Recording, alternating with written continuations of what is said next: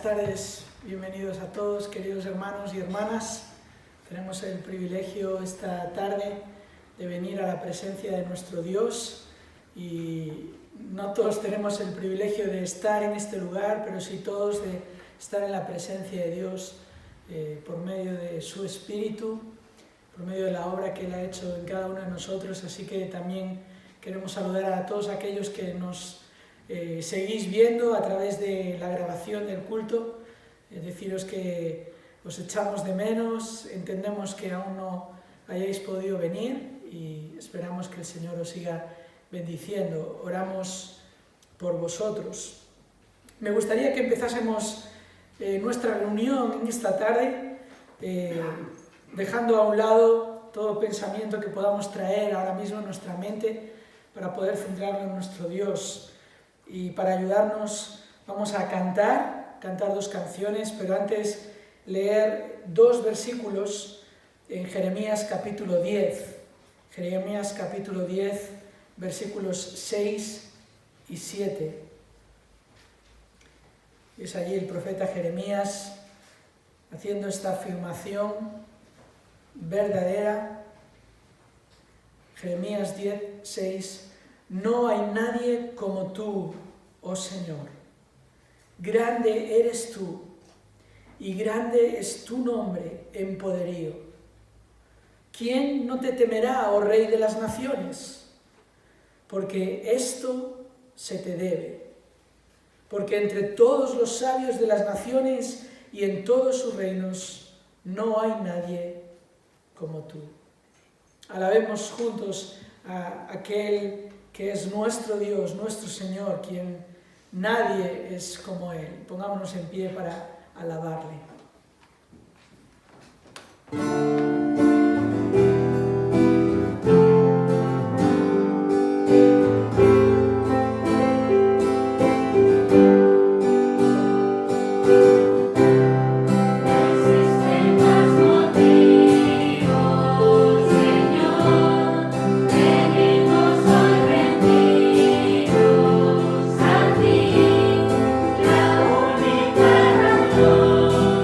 Nuestra adoración.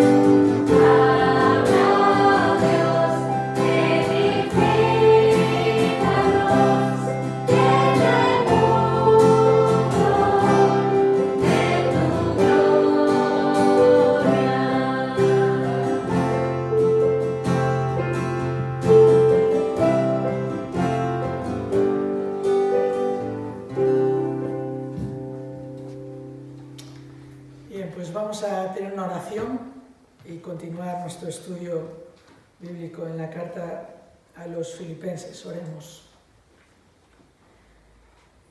Padre nuestro, queremos darte gracias porque, como hemos leído y hemos cantado también, no hay nadie como tú. No hay nadie que se pueda comparar a ti, ni el más sabio, ni el más poderoso. Nadie se puede comparar a tu amor, a tu gracia, a tu sabiduría. Y Señor, queremos darte gracias porque por medio de tu palabra podemos conocerte, conocer tus promesas seguras, conocer también a tu Hijo, por medio de quien hemos recibido esta salvación en la que estamos seguros. También tu palabra que nos ayuda a caminar de acuerdo a tu voluntad para traer bendición a nuestra vida y para traer gloria a tu nombre. Queremos darte gracias, Señor, y en esta tarde pedirte que tú dirijas nuestro estudio en tu palabra para que sea grato a ti, agradable a ti, para que seamos fieles a lo que tú has dicho y no digamos nada que tú no has dicho, y para que, Señor, esta meditación en tu palabra pueda traer el fruto necesario en nuestras vidas. Te lo pedimos en el nombre de Jesús. Amén. Si algo está claramente enfatizado en esta carta que estamos estudiando, es la suficiencia de Cristo como Salvador, la suficiencia de Cristo como Señor y como ejemplo para el creyente.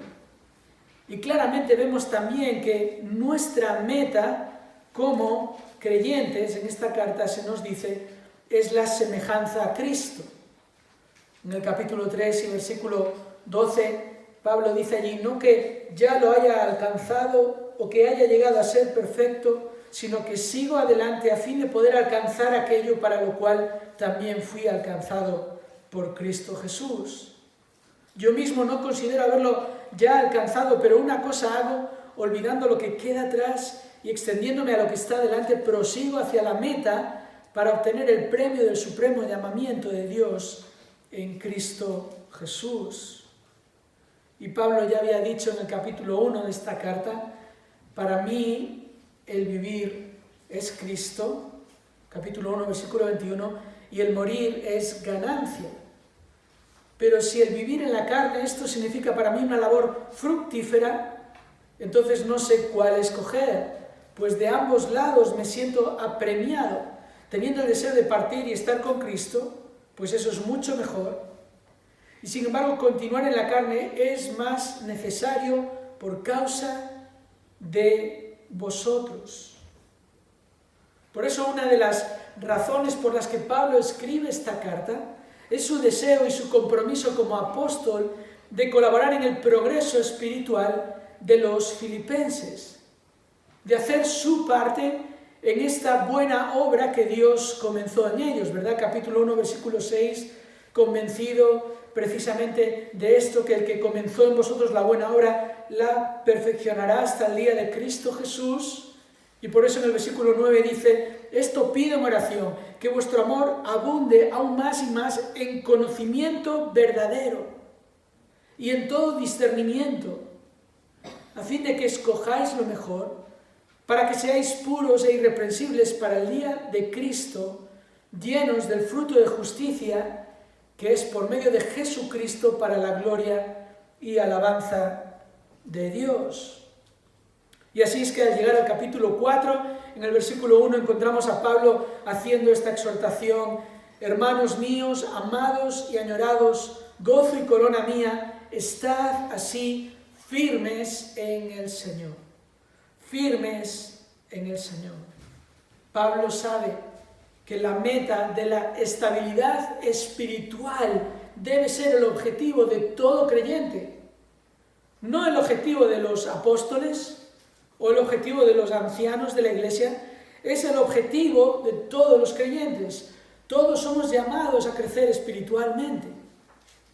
Por esta misma razón es que todos debemos ser conscientes de un grave peligro.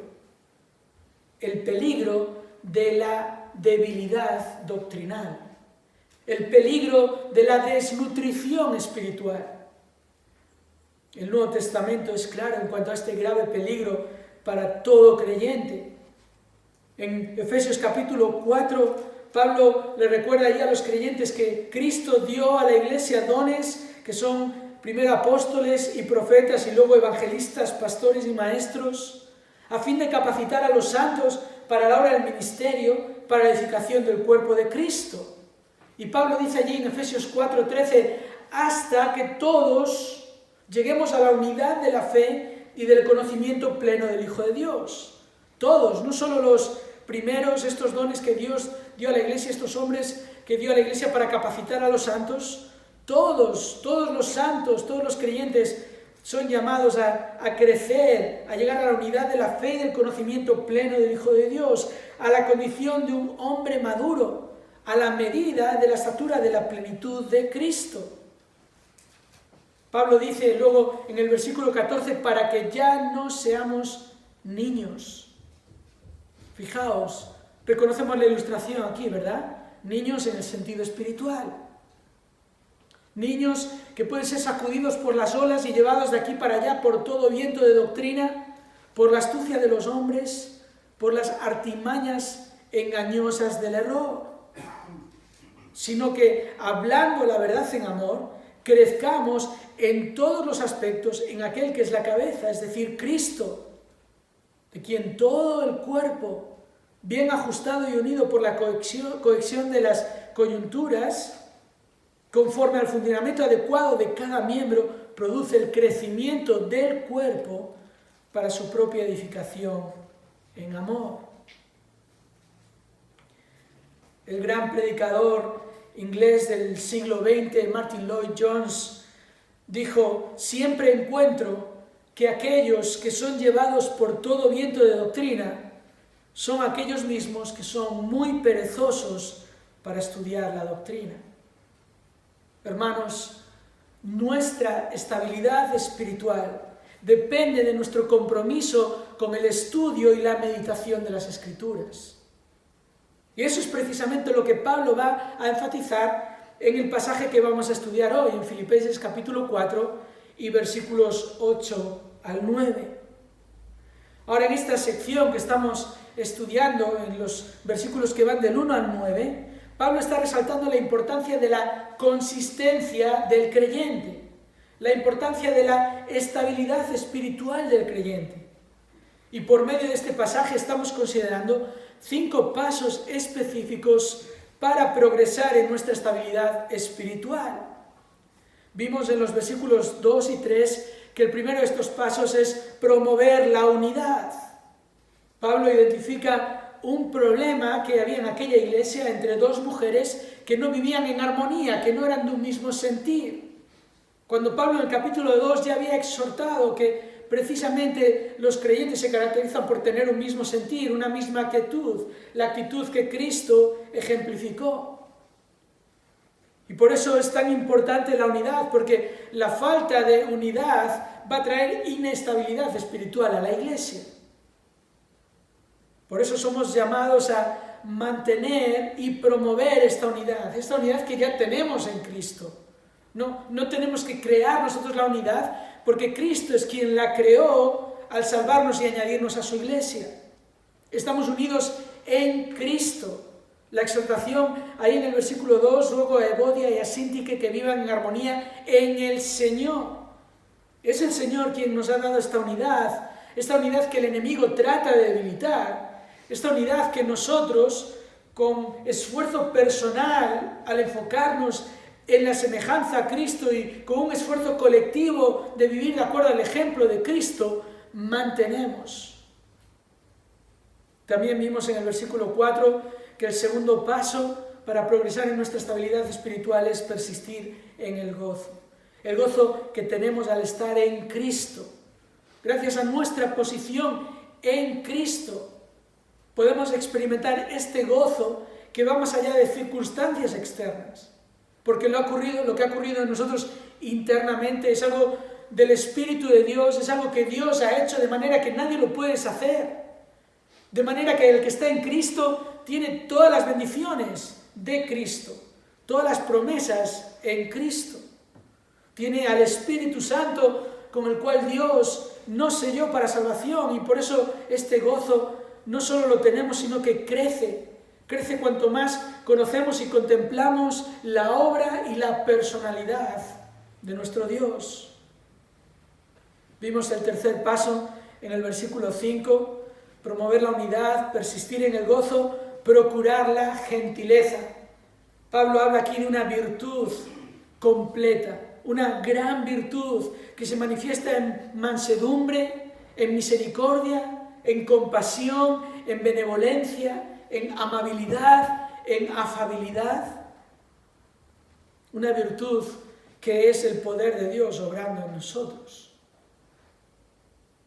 El miércoles pasado vimos el cuarto paso para progresar en nuestra estabilidad espiritual, y este es perseverar en la oración. En los versículos 6 y 7, por nada estéis afanosos, antes bien, en todo, mediante oración y súplica, con acción de gracias, sean dadas a conocer vuestras peticiones delante de Dios. Vimos cómo la oración es este ejercicio espiritual que nos pone en la posición correcta, nos pone delante de Dios. Nos ayuda a preocuparnos de manera equilibrada por las cosas cuando las vemos a través de Dios. Y además, cuando nos acercamos a Él en oración, conscientes de su fidelidad, el Dios que no miente, el Dios que no puede negarse a sí mismo.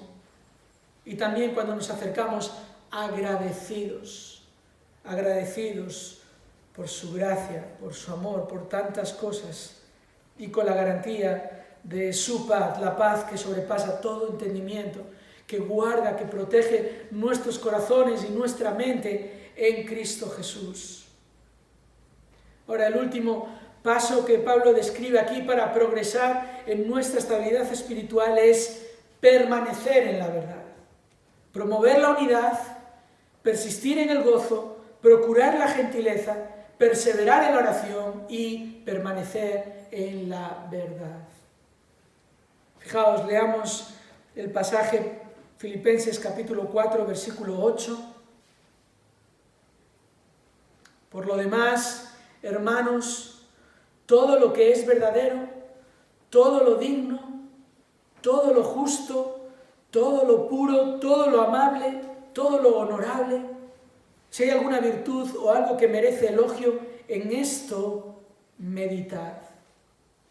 Lo que también habéis aprendido y recibido y oído y visto en mí, esto practicad, y el Dios de paz estará con vosotros. En estos versículos el apóstol Pablo va a señalar dos pautas esenciales para permanecer en la verdad. Dos pautas esenciales para permanecer en la verdad. Y es que, hermanos, el creyente espiritualmente estable es aquel que pone su mente continuamente en la verdad de Dios, en todo lo que es verdadero. Es aquel que se esfuerza por llenar su mente y poner su atención en la verdad digna de todo elogio. El pensador cristiano del siglo XX, C.S. Lewis, lo dijo de esta manera. Fijaos, Cristo quiere un corazón de niño, pero una cabeza de adulto. ¿Qué frase más interesante? Cristo quiere un corazón de niño, pero una cabeza de adulto. Porque venir a Cristo no tiene nada que ver con dejar de pensar. Pablo estimó como basura, lo vemos en el capítulo 3, todo comparado con el valor de conocer a Cristo Jesús. Pablo estaba determinado a proseguir, a alcanzar la meta de ser más como Cristo. Y esto no es posible si nuestras mentes no están puestas en la verdad. Y con este propósito Pablo describe aquí dos pautas esenciales para permanecer en la verdad. Y la primera pauta es esta: piensa continuamente en la verdad. piensa continuamente en la verdad. Versículo 8, por lo demás, hermanos, todo lo que es verdadero, todo lo digno, todo lo justo, todo lo puro, todo lo amable, todo lo honorable, si hay alguna virtud o algo que merece elogio, en esto pensad, en esto meditad. El mandato de Pablo es pensar en todo lo que es verdadero. Este verbo aquí, este imperativo, señala el establecimiento de un hábito. Es un imperativo que está en presente continuo, que eso marca la idea en el griego de algo que ha de hacerse continuamente. El hábito de meditar, de considerar con cuidado, el hábito de estimar con seriedad, el hábito de valorar en su justa medida. Hermanos, Dios quiere que pensemos, Dios quiere que razonemos, Dios es el que dice a su pueblo en un momento a través del profeta Isaías, en Isaías 1:18, venid ahora y razonemos. Dios quiere que mantengamos nuestras mentes enfocadas en la verdad. La vida espiritual no es la vida de los que anulan el uso de sus mentes. Esta es la manera en la que muchos ridiculizan la fe hoy en día, diciendo que los que creen en Dios son los que no quieren pensar y razonar. Pero eso no es lo que la Biblia dice. Lo que la Biblia sí dice es que la mente humana está profundamente afectada por el pecado. Eso es lo que la Biblia nos dice. Y permitidme que os muestre algunos ejemplos. Venid conmigo a Efesios capítulo 4 y versículo 17. Efesios 4, 17. Pablo escribe allí a los creyentes en Éfeso: esto digo pues, y afirmo juntamente con el Señor, que ya no andéis así como andan también los gentiles, ahí refiriéndose a los incrédulos, en la vanidad de su mente, en la superficialidad de su mente, podríamos decir aquí, entenebrecidos en su entendimiento, excluidos de la vida de Dios por causa de la ignorancia que hay en ellos por la dureza de su corazón. El incrédulo, la Biblia nos dice, es la mente que todos teníamos antes de conocer a Cristo, una mente envanecida, una mente superficial, que no puede ver las cosas claramente, entenebrecida, en tinieblas. Otro pasaje, 2 Corintios capítulo 4, versículo 4, allí Pablo nos habla de que el diablo, además del pecado, habiendo entenebrecido nuestras mentes, el diablo también ha cegado nuestro entendimiento. 2 Corintios capítulo 4, versículo 4, Pablo dice allí, en los cuales, esto se refiere por el contexto a los que no han creído el Evangelio, los que no han entendido el Evangelio, en los cuales el Dios de este mundo ha cegado el entendimiento, literalmente la mente de los incrédulos, para que no vean el resplandor del Evangelio, de la gloria de Cristo, que es la imagen de Dios. Una mente envanecida, una mente cegada, una mente de hecho enemiga de Dios. Otro pasaje más, venid conmigo a Romanos capítulo 8 y vemos otra vez más aquí cómo es el estado de la mente del ser humano sin Cristo. Pablo la describe como una mente que es enemiga de Dios. Fijaos, Romanos capítulo 8, versículo 7. Dice así, ya que la mente puesta en la carne, y en el contexto aquí, esta expresión en la carne se está refiriendo al ser humano natural sin Cristo, al incrédulo. Dice, la mente puesta en la carne es muerte, perdón, la mente puesta en la carne es enemiga de Dios, porque no se sujeta a la ley de Dios, pues ni siquiera puede. Y los que están en la carne, versículo 8, no pueden agradar a Dios.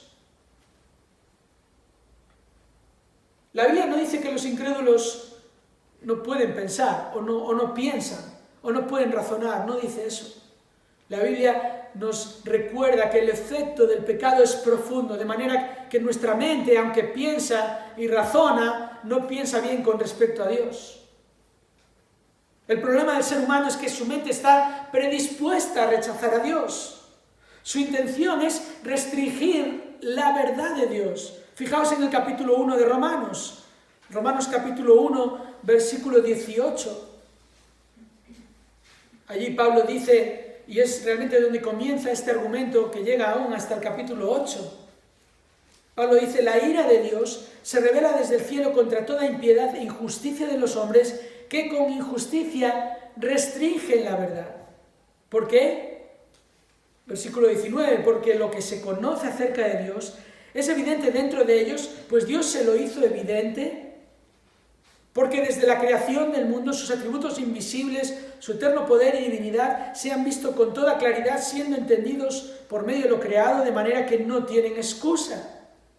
O sea, Pablo habla aquí de dos argumentos, dos razones por las que el ser humano debería dar gracias y gloria a Dios, pero no lo hace. Dios lo hizo evidente en nosotros cuando nos creó al ser humano de la manera en que nos creó, y aun Dios, con todo lo creado a nuestro alrededor, hizo evidente su existencia, su poder y divinidad, sus atributos invisibles. Pero ¿qué pasó con el ser humano? Versículo 21, aunque conocían a Dios, no le honraron como a Dios, ni le dieron gracias, sino que, fijaos, se hicieron vanos en sus razonamientos. Y su corazón fue entenebrecido. Profesando ser sabios, se volvieron necios.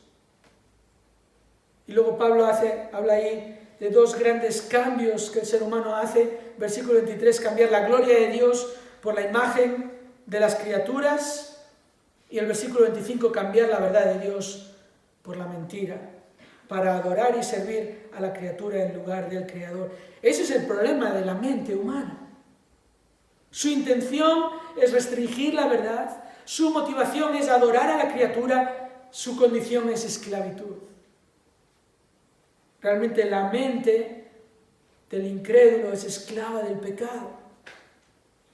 Pero ¿qué sucede en la salvación? ¿Qué sucede con la obra poderosa del Espíritu Santo al regenerarnos? Lo que sucede es que nuestra mente es transformada.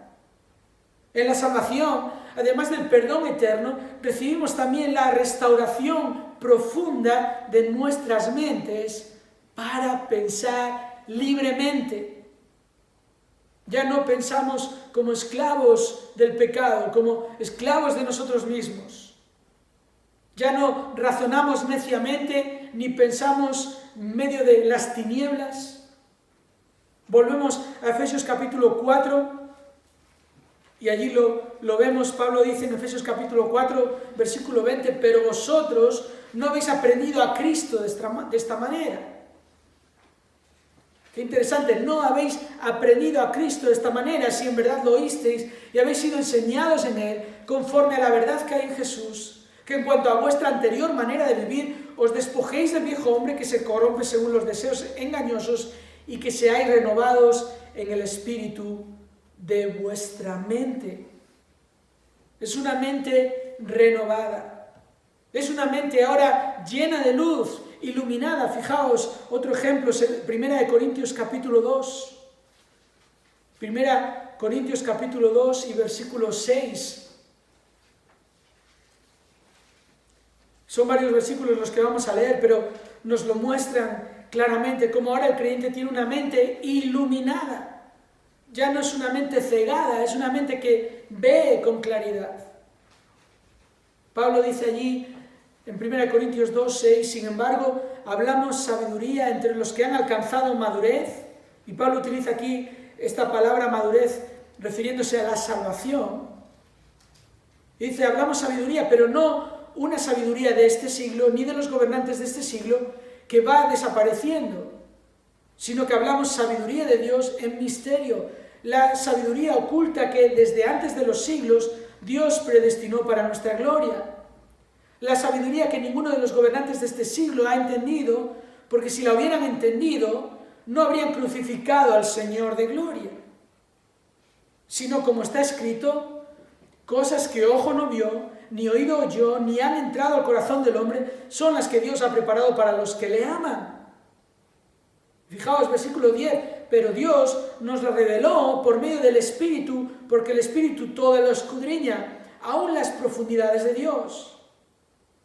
Porque entre los hombres, ¿quién conoce los pensamientos de un hombre sino el espíritu del hombre que está en él?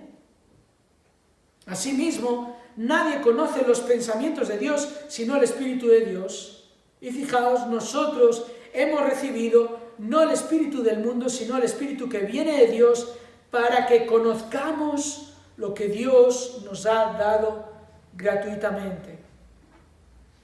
Y Pablo sigue con su argumento hasta llegar al versículo 16, donde concluye: nosotros tenemos la mente de Cristo. Es decir, nosotros podemos ver las cosas como Cristo, el Hijo de Dios, las ve. No que nosotros tenemos la mente de Cristo literalmente en el sentido de que somos personas perfectas, que no cometemos ningún error, ese solo es Cristo, pero sí es esta realidad de una mente renovada, que podemos ver las cosas que antes no podíamos ver. El versículo 14, Pablo dice: el hombre natural, refiriéndose al incrédulo, no acepta las cosas del Espíritu de Dios porque para él son necedad y no las puede entender porque se disciernen espiritualmente. En cambio, el que es espiritual juzga todas las cosas, pero él no es juzgado por nadie. Y esto, si volvemos a Romanos capítulo 8, lo volvemos a ver. Un ejemplo más de lo que Cristo ha hecho con nuestras mentes cuando nos salvó. Esto es importante para entender lo que Pablo está diciendo en Filipenses capítulo 4. Tenemos una mente renovada, una mente iluminada y una mente transformada.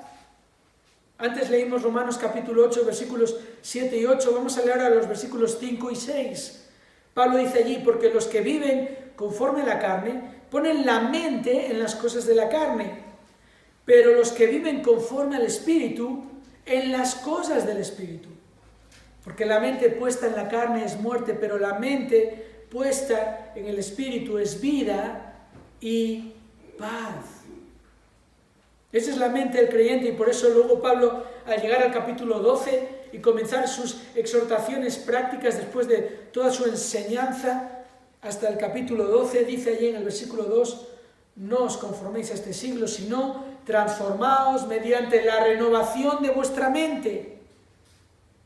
Es decir, ahora tenéis por delante esta vida de buscar la santidad, de vivir como sacrificios vivos, adorando a Dios, y lo podéis hacer por medio de una mente que ha sido transformada. Mediante la renovación de vuestra mente, para que verifiquéis cuál es la voluntad de Dios, lo que es bueno, aceptable y perfecto. Sin esta mente transformada, no seríamos capaces de discernir la voluntad de Dios. Pero gracias a lo que Dios ha hecho por medio de su Espíritu, al regenerarnos, al quitar la ceguera espiritual, al quitar las tinieblas espirituales, ahora podemos comprender. Pero no se queda en la cosa, tenemos que entonces pensar en estas cosas. Somos exhortados a mantener nuestras mentes centradas en la verdad, y es lo que Pablo dice aquí en Filipenses 4:8. Todo lo que es verdadero, en esto pensad. Lo verdadero es todo lo que sale de la boca del Dios que no miente. Todo lo que nos enseñó aquel que dijo: yo soy la verdad, ¿verdad? Yo soy el camino, la verdad y la vida. Lo verdadero es todo lo que inspiró el Espíritu de verdad, como Jesús mismo le llama al Espíritu de Dios, el Espíritu de verdad. Pablo dice lo verdadero, todo lo que es verdadero, dice todo lo que es digno. Lo que es digno es lo que tiene la virtud de ser digno de toda confianza. Y en esta virtud, la palabra de Dios es única, muy por encima de cualquier razonamiento humano. Ningún libro tiene la esencia y los atributos que el libro divino tiene.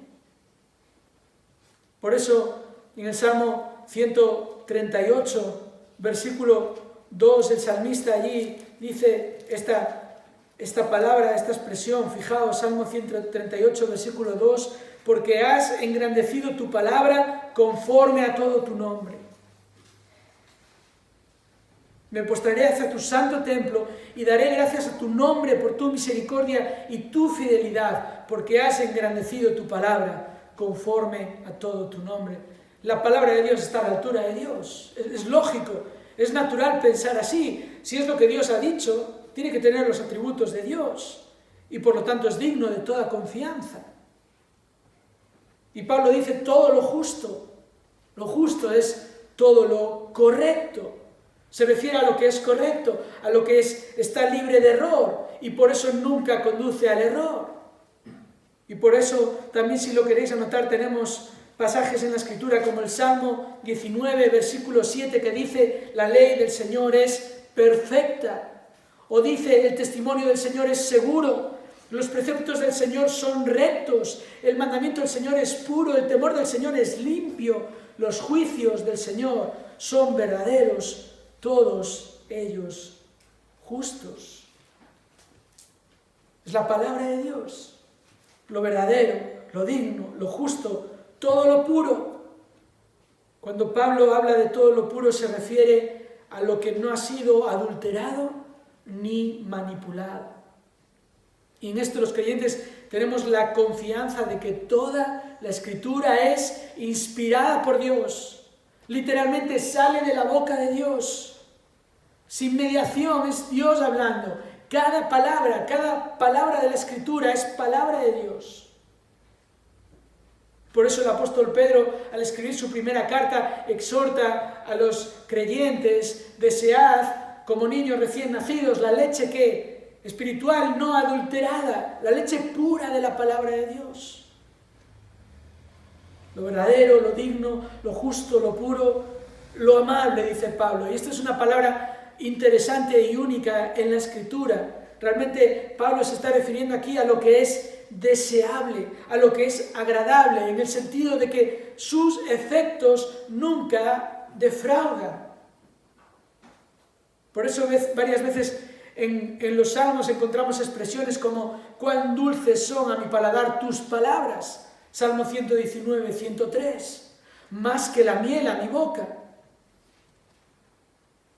O por eso el autor del libro de Proverbios, en Proverbios capítulo 8, hablando como si la misma sabiduría estuviera hablando, dice allí en Proverbios 8, versículo 8: conforme a la justicia son todas las palabras de mi boca. No hay en ellas nada torcido ni perverso. Todas son sinceras para el que entiende y rectas para los que han hallado conocimiento. Recibid mi instrucción y no la plata, y conocimiento antes que el oro escogido, porque mejor es la sabiduría que las joyas, y todas las cosas deseables no pueden compararse con ella. Proverbios capítulo 8 y versículos del 8 al 11. Lo amable, y Pablo continúa diciendo también lo que es de buen nombre, todo lo honorable, lo cual apunta a la reputación de la Escritura, la reputación de la Biblia, atacada por siglos y permanece. Es la reputación que tiene, que por siglos nadie ha podido demostrar que este libro es una broma, que este libro es un fraude.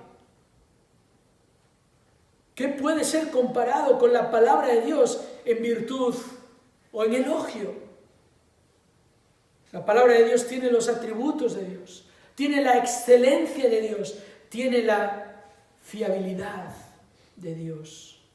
Y en ella debemos meditar continuamente. Nuestro problema es que no nos esforzamos en el estudio constante de la palabra. Nuestro problema es que no valoramos en su justa medida los efectos de profundizar en el estudio de las Escrituras. Somos capaces de cantar el domingo acerca de la soberanía de Dios y luego el lunes quejarnos por lo que nos está pasando. Somos capaces de leer el domingo de la sabiduría de Dios y el lunes ir a buscar la sabiduría de los hombres.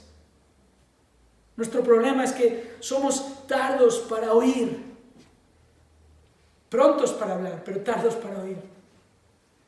Buscamos predicaciones que no sean muy largas, pero luego nuestras conversaciones, nuestras sobremesas basadas en nuestras opiniones humanas pueden durar horas. Fallamos, dice R.C. Sproul, fallamos en nuestro deber de estudiar la palabra de Dios, no tanto porque sea difícil de entender, ni porque sea aburrida o un fastidio, sino porque es trabajo. Nuestro problema no es de falta de inteligencia o de pasión. Nuestro problema es que somos perezosos, dice este teólogo. Así no es de extrañar que luego seamos llevados de aquí para allá por todo viento de doctrina. No es de extrañar que nuestras mentes razonen como niños espirituales si no estamos pensando bíblicamente. Pablo nos enseña una estrategia excelente con respecto a esto en 2 Corintios capítulo 10. Venid conmigo a 2 Corintios capítulo 10.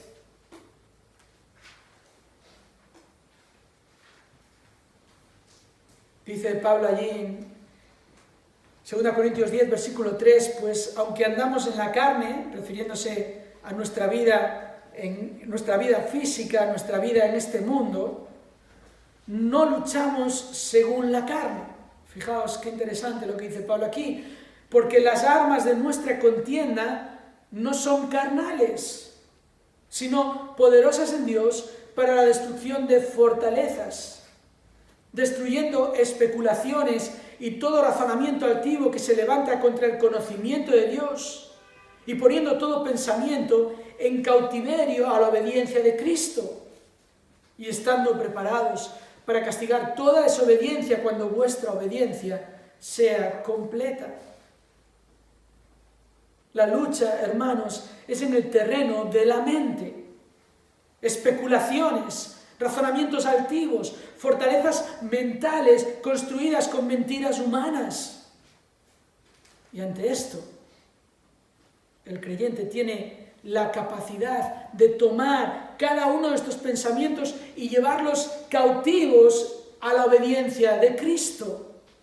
Confrontar estos argumentos con la verdad incuestionable de Cristo y castigar toda desobediencia. Lo que Pablo está diciendo aquí en el versículo 6 es que cuando la obediencia es evidente, la desobediencia también lo es. ¿Entendemos esto? En el contexto de la iglesia, cuando los que son obedientes obedecen, van a evidenciar que los que son desobedientes desobedecen. Esta es la realidad, esta es la manera de castigar la desobediencia, pensando bíblicamente, tomando cada pensamiento y contrastándolo con lo que Cristo dice. ¡Qué estrategia, hermanos! ¡Qué gran estrategia tenemos ahí! Y qué gran ejemplo, la obediencia de Cristo. Vemos qué es lo que le trajo a Cristo su obediencia. Le trajo resurrección. Él murió por nuestros pecados, no por los de Él. Por eso la muerte no le pudo contener y venció la muerte. O sea, la obediencia de Cristo venció. Ese es el ejemplo de Cristo. Así que nosotros no tenemos que someternos a los razonamientos humanos, por muy correctos que puedan parecer. Spurgeon tenía razón cuando dijo, lo correcto es correcto, aunque todos lo condenen, y lo incorrecto es incorrecto, aunque todos lo aprueben. Es así, hermanos, es la verdad. Por eso debemos ejercer esta excelente estrategia y debemos también dedicarnos al ejercicio edificante de meditar en la verdad continuamente. Pensar en la verdad nos llevará a permanecer en la verdad. Hay una segunda pauta aquí que vamos a ver rápidamente. En el versículo 9 es esta segunda pauta: practica continuamente la verdad. Primera pauta: piensa continuamente en la verdad. Segunda pauta: practica continuamente la verdad. Pablo dice, lo que también habéis aprendido y recibido y oído y visto en mí, esto practicad, y el Dios de paz estará con vosotros. Pensar en la verdad tiene que ir acompañado de practicar la verdad. El estudio de la palabra y la obediencia a la palabra van de la mano. Y Jesús mismo es quien nos muestra esta realidad de una manera muy clara cuando en Mateo capítulo 7, versículo 24, después de predicar el conocido Sermón del Monte, él dice: el que oye mis palabras y las pone en práctica es como el hombre que edificó su casa sobre la roca.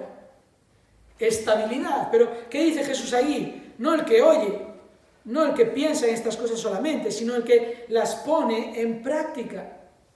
La estabilidad espiritual del creyente no solo depende de su conocimiento de la verdad, también de su cumplimiento de la verdad. Nuestras vidas serán edificadas en base a nuestra obediencia a la palabra de Dios. Y notad el énfasis que Pablo hace aquí en este versículo. Pablo describe 4 maneras diferentes en las que los filipenses recibieron la palabra de Dios con el propósito de que hicieran lo que ésta dice. Pablo dice: habéis aprendido y recibido y oído y visto. Como si estuviera diciendo: aprendéis por medio de vuestra propia meditación en la palabra y recibís por medio de cartas, por ejemplo, como la que Pablo les escribió. Y luego habéis oído por medio de predicaciones de la palabra, y luego incluso habéis visto la verdad obrando, siendo practicada por los que la predican. Porque lo cierto es que la integridad de los que enseñan la palabra de Dios es también algo fundamental, ¿verdad? ¿Qué dice Pablo y qué dice la Escritura de aquellos que enseñan y luego no viven lo que enseñan? Pablo lo sabía, y por eso exhortó también a sus jóvenes colaboradores a hacer lo mismo. A Timoteo le dice en 1 Timoteo 4:12: no permitas que nadie menosprecie tu juventud, antes sé ejemplo de los creyentes. Sé ejemplo de los creyentes. A Tito le dice básicamente lo mismo. Tito capítulo 2, versículo 7: muéstrate en todo como ejemplo de buenas obras, con pureza de doctrina, con dignidad, con palabra sana e irreprochable, a fin de que el adversario se avergüence al no tener nada malo que decir de nosotros. Y Santiago, en su carta, nos da una ilustración convincente en cuanto a este principio de practicar la verdad, cuando exhorta a sus lectores a mirar atentamente a la palabra de Dios y a ser no solo oidores, sino también hacedores de la palabra. ¿Recordáis este pasaje de Santiago capítulo 1? Lo podéis anotar, versículos del 21 al 25. Por lo cual, desechando toda inmundicia y todo resto de malicia, recibid con humildad la palabra implantada, que es poderosa para salvar vuestras almas. Sed hacedores de la palabra y no solamente oidores que se engañan a sí mismos. Y aquí está la ilustración. Porque si alguno es oidor de la palabra y no hacedor, es semejante a un hombre que mira su rostro natural en un espejo, después de mirarse a sí mismo e irse, inmediatamente se olvida de qué clase de persona es. Pero el que mira atentamente a la ley perfecta, la ley de la libertad, y permanece en ella, no habiéndose vuelto un oidor olvidadizo, sino un hacedor eficaz, éste será bienaventurado en lo que hace. Hermanos, ¿de qué sirve mirarnos ante el espejo de la palabra si no hacemos lo que ella nos dice que tenemos que hacer? ¿De qué sirve conocer la verdad si luego no vamos a vivir de acuerdo a la verdad? Hermanos, la bendición está en la obediencia. Este será bienaventurado, el hacedor de la palabra, el que obedece a la palabra. La bendición es pensar bíblicamente y actuar humildemente, recibir con humildad la palabra, siguiendo las directrices de la ley que aquí Santiago describe como perfecta, para así alcanzar la semejanza a Cristo. Un pastor inglés del siglo XVII, Thomas Watson, lo escribió de esta manera, fijaos. Es una exhortación que hace y dice: determina practicar lo que lees. Determina practicar lo que lees. Los cristianos deberían ser Biblias andantes que viven las verdades allí escritas. La palabra no solo es guía para el conocimiento, sino también una guía para la obediencia. Una lectura santa de la palabra de Dios produce que huyamos de los pecados y que practiquemos los deberes que se nos ordenan. ¿Veis esto? Una guía para el conocimiento y una guía para la obediencia. Las dos cosas. Piensa bíblicamente, piensa continuamente la verdad, practica continuamente la verdad. Los cristianos deberían ser Biblias andantes. ¿Qué imagen esta? Es la imagen que representaron, por ejemplo, los ancianos de la iglesia a los que el autor de la carta a los hebreos les escribió. Y veremos pronto este pasaje, pero en Hebreos capítulo 13, versículo 7, allí el autor les dice: acordaos de vuestros guías que os hablaron la palabra de Dios y considerando el resultado de su conducta, imitad su fe.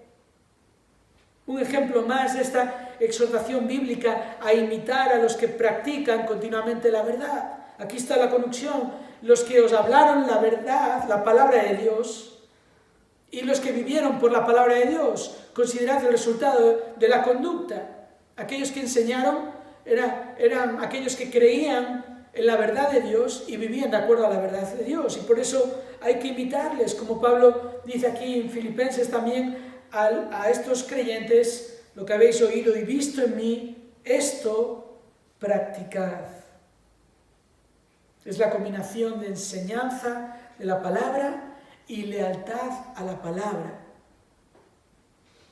que se convierte en una gran ayuda para que todos progresemos en nuestra estabilidad espiritual.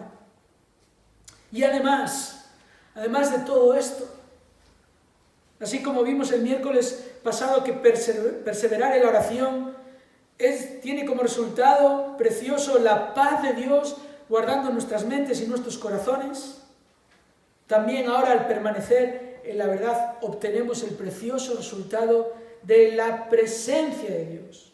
Fijaos cómo termina el versículo 9. Y el Dios de paz estará con vosotros. Mira, vivir de acuerdo a la verdad no va a traer como resultado el aplauso y el reconocimiento de las personas a nuestro alrededor. A veces, tristemente, ni siquiera resultará en el agrado de algunos que se consideran creyentes. Pero, ¿qué importa lo que la gente piense de nuestra manera de vivir? Solo la opinión de Dios debería ser nuestra preocupación. Que el Dios de paz esté con nosotros. Pablo le dijo a los Gálatas que él no buscaba el favor de los hombres, sino el de Dios. Y a los tesalonicenses les recordó que su ministerio consistía en agradar a Dios, que examina los corazones, y no en agradar a los hombres. Aún el mismo Señor Jesús no buscó su propia gloria, sino la gloria del Padre. Nuestra ambición piadosa, hermanos y hermanas, debe ser la presencia de Dios, la aprobación de Dios, no la aprobación de los que están a nuestro alrededor, la gloria de Dios. Aunque todos a nuestro alrededor piensen que estamos equivocados en lo que hacemos cuando practicamos la verdad.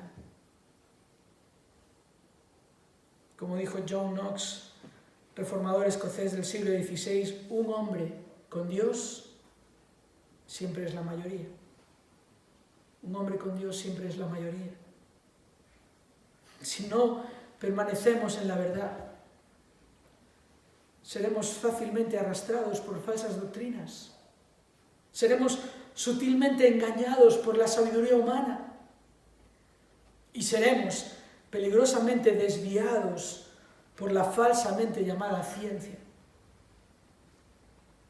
Pero si permanecemos en la verdad, si nos esforzamos por meditar en todo lo que es verdadero y en pensar bíblicamente, y si somos diligentes en obedecer lo que Dios dice y en seguir la conducta de los que han sido fieles a la verdad, entonces andaremos en Cristo Jesús, en quien están escondidos todos los tesoros de la sabiduría y del conocimiento.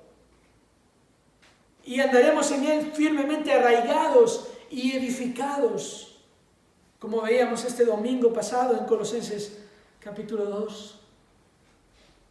Estos son los pasos que debemos tomar en la única dirección que el creyente debería caminar, hacia el premio de la semejanza a Cristo, promoviendo la unidad, persistiendo en el gozo, procurando la gentileza, perseverando en la oración y permaneciendo en la verdad. Vamos a orar. Señor, gracias por tu palabra en esta tarde, por recordarnos la importancia de pensar en lo que es verdadero y practicar la verdad. Gracias, Señor, por la poderosa obra que has hecho en nuestras mentes cuando quitaste de nosotros la ceguera espiritual, cuando nos iluminaste con la verdad de tu palabra por medio del poder de tu Espíritu, para darnos ahora unas mentes con las cuales podemos discernir, verificar tu voluntad y vivir de acuerdo a ella, porque es buena y agradable y perfecta. Oh Señor, cuánto necesitamos de tu palabra.